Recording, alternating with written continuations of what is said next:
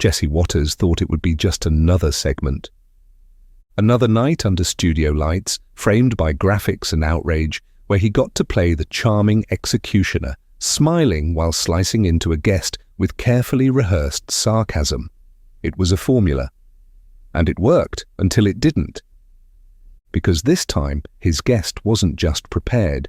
She was bulletproof, calm, surgical, ready to turn his entire playbook into ash. Congresswoman Jasmine Crockett didn't just survive the ambush, she made him choke on it, on live television, with millions watching. And the wreckage? It didn't end with the segment. That clip would travel, that moment would spiral, and the trap Jesse set would become the grave he had to lie in. This isn't the story of a debate. It's the story of a carefully constructed takedown that collapsed on its architect. It started like every other ambush he'd ever orchestrated. The producers handed him a stack of buzzwords: soft on crime, radical left, police defunding, chaos in the streets. The usual suspects, wrapped in graphics, paired with B-roll of graffiti and flashing sirens. The guest, Jasmine Crockett, first-term congresswoman from Texas, outspoken, black, female, a perfect target. Jesse didn't think twice. He'd done this dance before. Ask the loaded question, interrupt the answer, cut to commercial while smirking at the camera. Viewers would call it a win. Headlines would do the rest. And for the first 60 seconds, it looked like the plan was working. He welcomed her to the show with the kind of charm that always had a fuse attached. Joining us tonight is Congresswoman Jasmine Crockett, here to talk about her new reform bill, what some are calling a gift-wrapped apology to criminals. There it was, the opening grenade. He leaned forward, eyes gleaming. He was setting the trap, right on cue. But Jasmine didn't lean back. She didn't flinch. She didn't even blink. She tilted her head, just slightly, then delivered the line that made the air crack. That's not only inaccurate, Jesse, it's lazy. That pause, that half-second beat, that was the moment the ground shifted, not loudly, quietly, fatally. And Jesse didn't see it coming. Because for the first time in his career, the guest wasn't playing defense. She was holding the knife. In Dallas, the air in the studio was still. Jasmine Crockett sat under the harsh lights with the same poise she wore in courtrooms and committee chambers. Her blazer was clean, her posture unshakable. And her silence? It said more than any soundbite ever could. She wasn't scrolling through a phone. She wasn't glancing at cue cards. She was waiting. Still, focused, like a scalpel waiting to be drawn. The thing about traps, they work best when the prey doesn't know it's coming. But Jesse had made one fatal assumption. Jasmine knew, she always knew, this wasn't her first ambush. Just the first time the host didn't realize she came armed with something more dangerous than defensiveness, restraint. The segment began. Jesse's tone was upbeat, but sharpened at the edges, every word laced with contempt masquerading as curiosity. He smiled into the camera. Let's talk about your reform bill. Many say it prioritizes criminals over victims. Care to explain why that's not the case? There it was, the bait, and Jasmine's answer? Flat, even, deadly. If you've actually read the bill, Jesse, and I'm giving you the benefit of the doubt, you'd know it holds everyone accountable, including those with a badge. That wasn't just a response. That was a scalpel to the script. Jesse chuckled, the laugh of a man trying to hold on to a narrative already slipping through his fingers. He sat up straighter, eyes narrowing. Careful, Congresswoman. Don't want to come off too combative. Combative, the word that gets thrown at every woman who dares to speak with clarity. Jasmine's tone didn't rise. Her breath didn't quicken. She simply said, "You call it combative when a black woman corrects you. That's telling." The air left the studio. Even Jesse's forced smile twitched. He looked to the side, maybe for help. But there was none coming. Because that line, sharp, surgical, undeniable, was already being clipped by viewers, cut into captions, turned into tweets. He tried to recover, threw another stat, tried to redirect. But Jasmine didn't take the bait. She didn't dodge. She redirected. Do you know how many polling stations were removed from black communities in Texas last year? Silence. Over 750. So the question isn't whether crime exists. The question is who defines it, and who benefits from pretending they don't understand the system that causes it.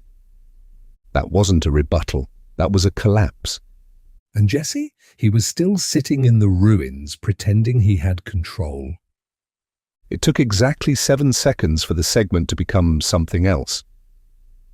7 seconds after Jasmine said, "That's telling," the internet lit up like a fuse had been struck. It took exactly 7 seconds for the segment to become something else. 7 seconds after Jasmine said, "That's telling," the internet lit up like a fuse had been struck. Clips started spreading in real time. Viewers clipped it on their phones before the commercial even hit. The hashtag #Crockett cooked started trending before Jesse could finish his next sentence. He tried to deflect, called her answer a monologue, said she sounded rehearsed, smiled through his teeth, but the studio could feel it. The control room could feel it. Even Jesse's own producers stopped whispering through headsets. No one had seen this version of him before, off balance, searching. Jasmine leaned back slightly. Not smug, not superior. Just unbothered. She was done responding to his questions.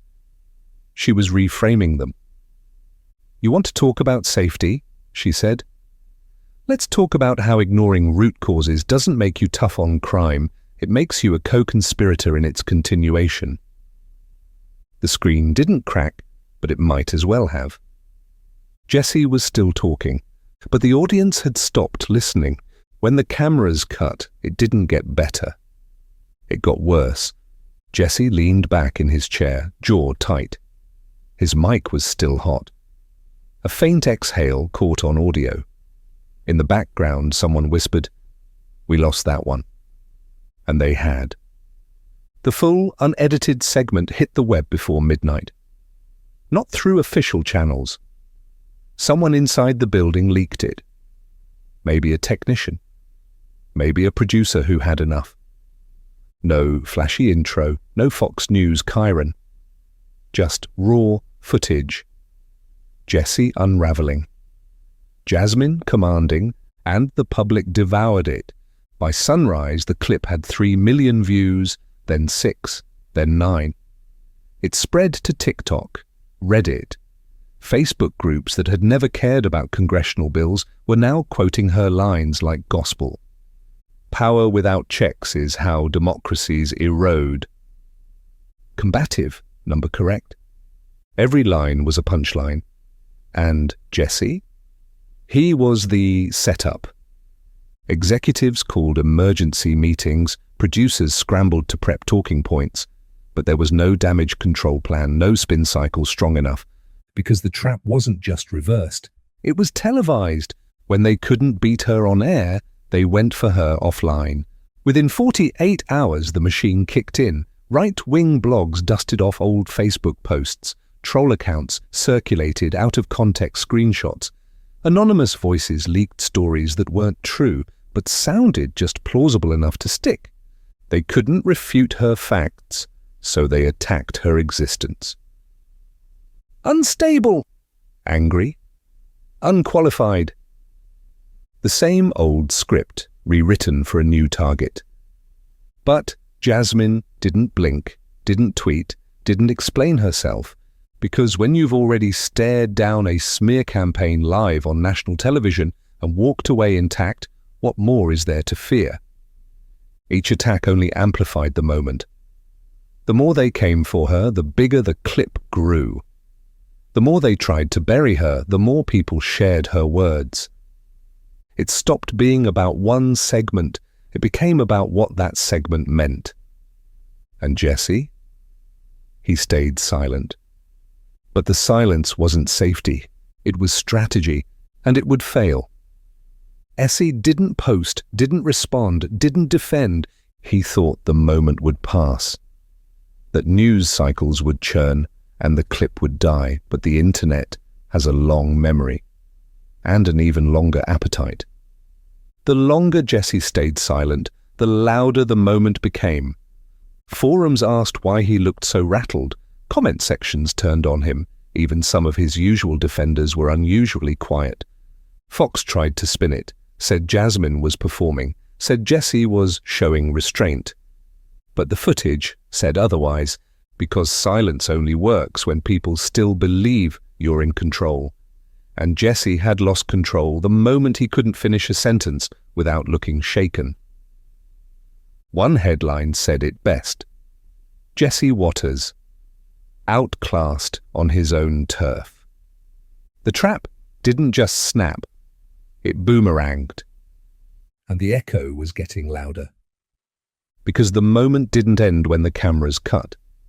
It bled into classrooms, into barbershops, into break rooms and town halls. People weren't just talking about what Jasmine said.